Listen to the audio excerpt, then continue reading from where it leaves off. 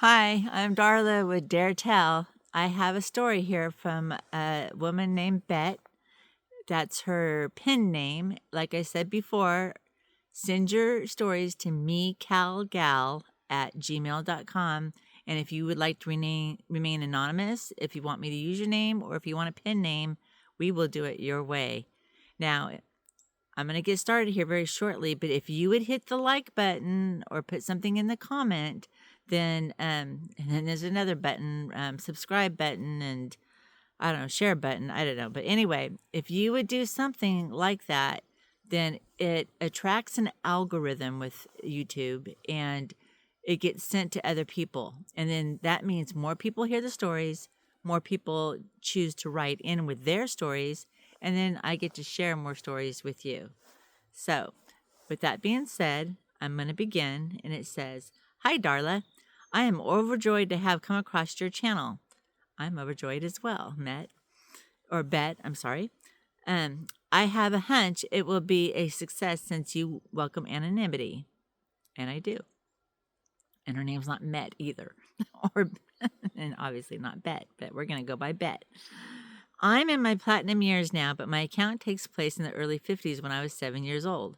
My parents were German immigrants and had changed their names. They were no-nonsense, hardworking, salt-of-the-earth, good people. My older brother, who was 15 at the time, was quite like my parents. We were living on the border of Maine and Canada. That is so refreshing to hear, a 15-year-old being, responsible. The winters would be considered brutal for some, but it was what we meticulously prepared for year after year. So it was quite usual and comfortable to me, the few years that I remember in that two-room cabin. I do recall the barn animals having bigger and better living quarters than ours, and our wood shed was certainly bigger than our cabin as well. My parents had their own room, and my brother and I were not allowed in. My brother and I shared a bunk-type bed sectioned off, somewhat like a walk-in closet with no door. Brother got the top bed, and even though it squeaked, I knew it would never come crashing down on me because everything my family worked on, they labored in perfection and knowledge. I don't recall instruction manuals, so I suppose these talents and skills were passed down to them. The only book I remember was the Bible, and it was not in English, understandably at the time. Papa and Mama insisted we only speak English. We did not attend church regularly. It was too far away, and there was always too much to do. Papa would go to town for business sometimes, and sometimes Mama went, but that was an occasional business and for basic provisions. We said daily prayers and meal prayers, and both Papa and Mama would tell biblical stories and parables when they thought to. I had a very content childhood with the wonderments that accompanied every new season in a child's life who is surrounded by nature and animals and only 3 very trusted, caring family members. Mama did correspond by mail with other family members on a regular basis. Then that night, I awakened from long, loud, crackling sounds that were familiar to me from witnessing my papa and brother fall trees. I also heard metal tearing, clanging, and crashing. Then the winter waved in with flurries of freezing ice, but worst of all, the smell.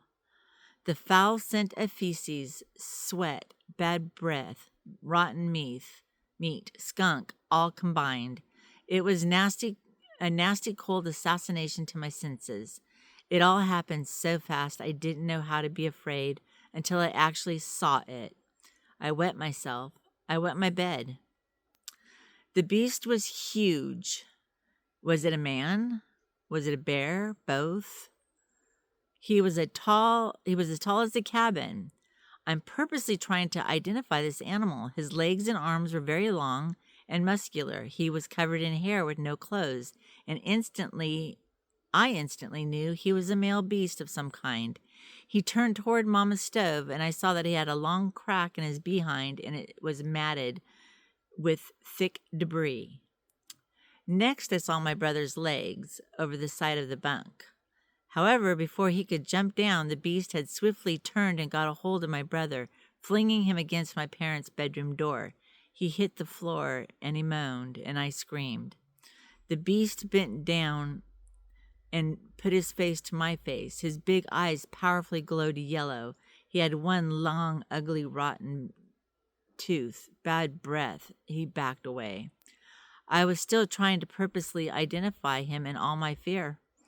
My parents ran out of their room. My papa had a gun. My mama ran to me. I didn't see what happened next. My mama was on top of me. I could only hear human yelling, beastly noises, me screaming, and a gunshot, seemingly all simultaneously. Just obviously very chaotic. Okay. My mama had baked several loaves of bread earlier. Sometimes she sold them with Papa in town. Sometimes she froze them.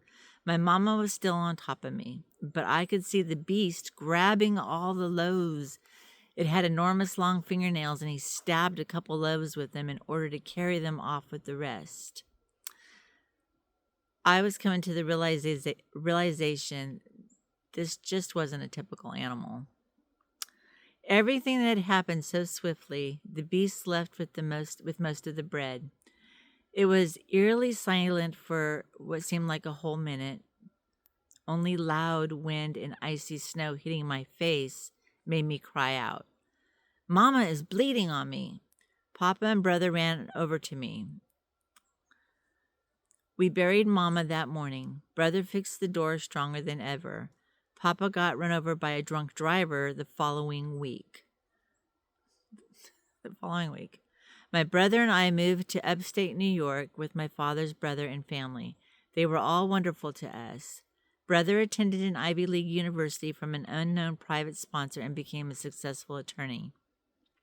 I was also sponsored and earned my doctorate from a prominent university and specialized in large animal surgery.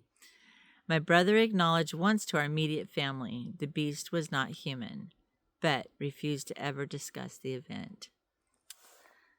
Bet, thank you for sharing that with us.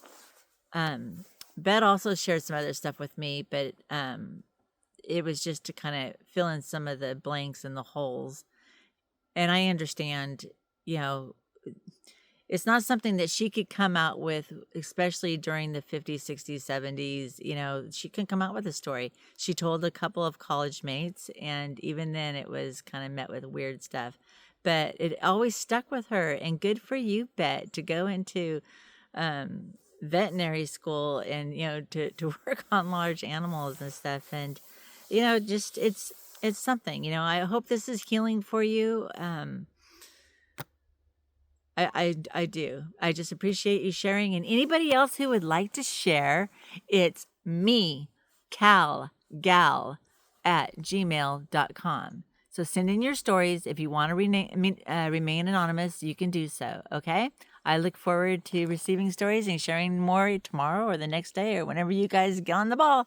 All right. Have a good one.